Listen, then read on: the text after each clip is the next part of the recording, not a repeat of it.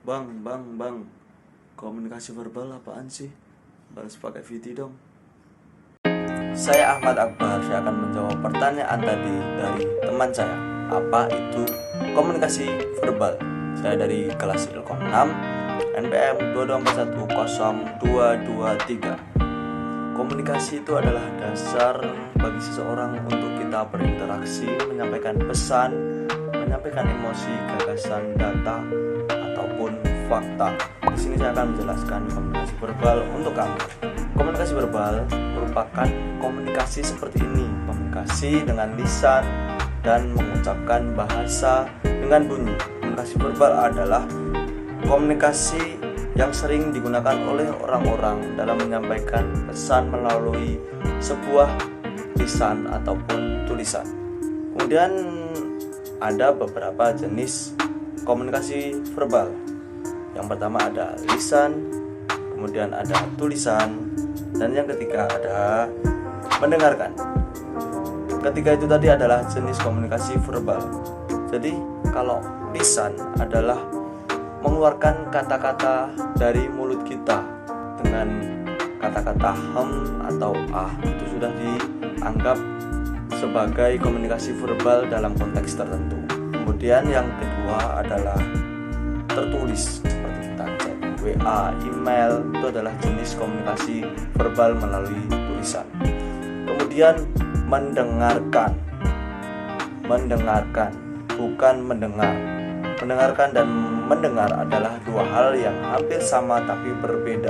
Mendengarkan itu butuh kefokusan, butuh konsentrasi, dan butuh respon otak yang cepat. Tapi mendengar itu adalah reaksi cepat dari indera telinga kita. Kemudian unsur-unsur apa saja yang terdapat di dalam komunikasi verbal? Yang pertama jelas adalah kata-kata. Seseorang mengucapkan sesuatu, menulis sesuatu adalah kata. Tidak mungkin kita mengucapkan hal yang kita ucapkan itu selain kata, dan tidak mungkin kita menulis apa yang kita tulis itu selain kata. Yang kedua adalah pengucapan. Unsur yang kedua ini di dalam komunikasi verbal sangat penting, karena saat kita mengatakan sesuatu tanpa intonasi itu akan berbeda.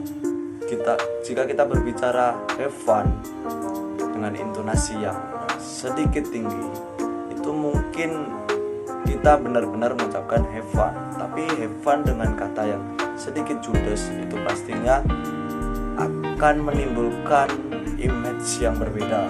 Kemudian ada tata bahasa. Tentu dalam komunikasi verbal tata bahasa juga penting, karena dalam menyusun bahasa, merangkai kata-kata menjadi sebuah frasa yang sangat enak didengar, itu perlu tata bahasa. Bagaimana kita berbahasa dengan teman kita, bagaimana kita berbahasa dengan dosen kita, tentunya berbeda. Kemudian yang terakhir adalah kosakata.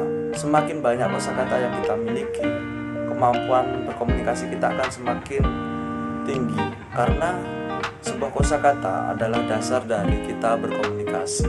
Kosakata yang kita miliki menunjukkan bahwa kita itu sering belajar dan membaca, karena kosakata muncul dari apa yang kita dengarkan dan kita baca. Manfaat dari komunikasi verbal yang pertama adalah membina hubungan.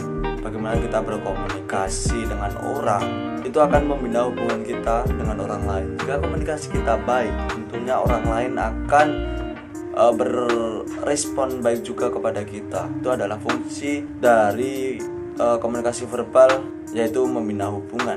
Yang kedua adalah ilmu pengetahuan. Semakin kita banyak relasi, banyak berhubungan dengan orang lain melalui komunikasi, tentu kita akan mendapatkan hal-hal yang belum kita dapatkan, entah itu dari dosen kita, bahkan dari seorang tukang becak, tukang ojek. Mereka itu juga memiliki kapasitas ilmu yang berbeda yang mungkin kita tidak miliki. Saling bertukar informasi untuk menambah ilmu pengetahuan kita. Nah, itu tadi adalah komunikasi verbal untuk kalian. Semoga bermanfaat, dan saya capek. Sampai jumpa. Saya haus, saya mau tidur. Terima kasih, dadah.